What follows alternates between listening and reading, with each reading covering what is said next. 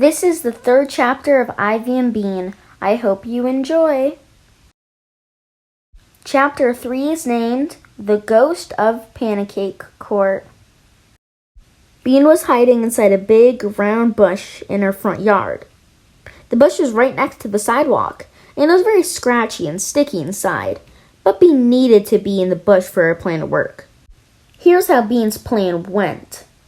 She took a $20 bill out of Nancy's purse and taped a long thread to it. She put the $20 bill on the sidewalk.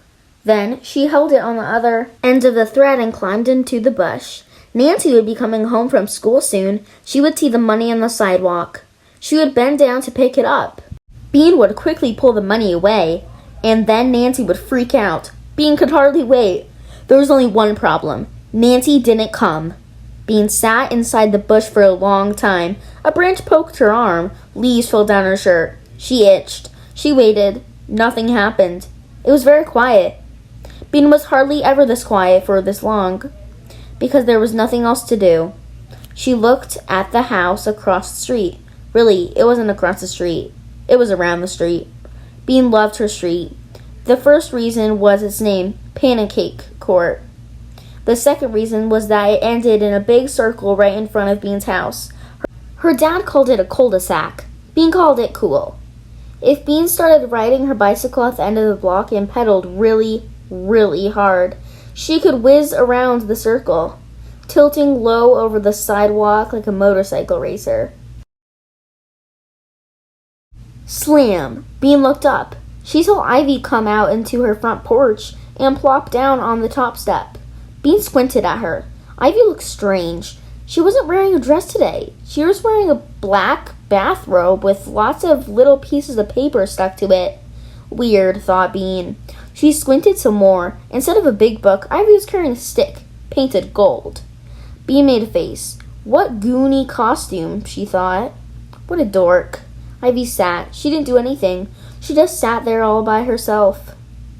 That was another strange thing about Ivy. She didn't mind being alone. She never played with anyone. Bean played with everyone. Big kids, little kids, all the kids in the neighborhood played with Bean. Even Crummy Matt, who was so crummy he threw other kids' toys into the road, wanted to play with Bean. She took care of little kids. When they fell down and got blood all over their knees, Bean would take them home to get Band-Aids. The big kids let her play with them because she had good ideas, like seeing how many backyards they can cross without touching the ground. Bean loved big groups of kids playing big games, like pirates or hide-and-seek. Sometimes Bean wished she were an orphan so she could live in an orphanage with hundreds of other kids. Of course, she didn't tell her mother and father that.